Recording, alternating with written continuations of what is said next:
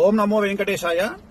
So ఒక 3 రోజుల కింద నాగ చైతన్య శోభిత దూరిపాల జాతకాన్ని నేను విశ్లేషించడం జరిగింది. దాని మీద చాలా చాలా తీవ్రమైనటువంటి డిబేట్లు అవన్నీ సాగుతా ఉన్నాయి.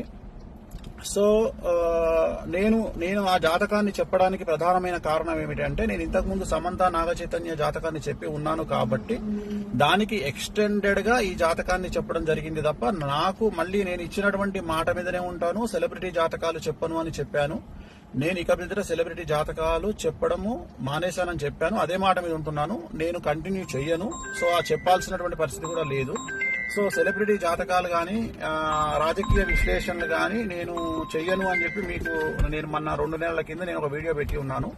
సో దానికి ఎందుకు నేను చెప్పాల్సి వచ్చింది అనే క్లారిటీ ఇస్తా ఉన్నా. ఎందుకు చెప్పాల్సి వచ్చింది అంటే, దాని ఎక్స్టెండెడ్ గా నేను చెప్పడం జరిగింది. దాని ఎక్స్టెండెడ్ అంటే సమంత నాగ చైతన్య అది జరిగింది కాబట్టి నేను దాని ఎక్స్టెండెడ్ గా నేను చెప్పడం జరిగింది. సో ఇప్పుడే నాకు మంచు విష్ణు గారు మాట్లాడినారు.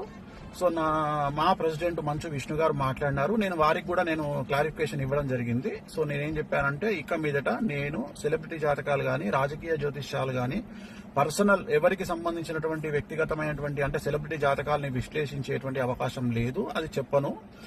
ప్రత్యేకించి నాగ చైతన్య గారి జాతకం చెప్పడానికి కారణం ఏంటి అంటే, ఓన్లీ వన్ రీజన్ ఏంటంటే, సమంత అది జరిగింది కాబట్టి దాని ఎక్స్టెండెడ్ గా దీన్ని మాట్లాడినాను. అంతే తప్ప ఇక మీదట నా నుండి మీరు సెలబ్రిటీ జాతకాలు నేను చెప్పను అని చెప్పాను. అదే మాట మీద ఉంటున్నాను. సో మంచు విష్ణు గారితో కూడా ఇప్పుడే మాట్లాడినాను.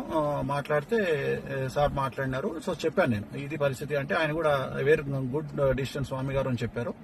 సో నాకు కూడా తెలుసు. కానీ ఈ ఒక్కటి చెప్పడానికి కారణం ఏంటంటే, ఆల్రెడీ జరిగింది కాబట్టి దాన్ని ఎక్స్టెండెడ్ గా ఇది మాట్లాడాను. సో ఇక మీదట నేను సెలబ్రిటీ జాతకాలు చెప్పను అనే మాట మీదనే ఉంటున్నాను. నేను ఎక్కడ సోషల్ మీడియాలో వేరే వాళ్ళ జాతకాలని విశ్లేషించే ఉద్దేశము నాకు లేదు. నేను ఇక మీదట పెట్టను. విష్ణు గారు కూడా వచ్చిన తర్వాత కలుద్దామని చెప్పినారు. సో ఇది నేను నా సోషల్ మీడియా ప్లాట్ఫామ్ ద్వారా నేను చెప్పాలనుకుంటున్న విషయము. ఇది డిసిషన్ అయిపోయింది.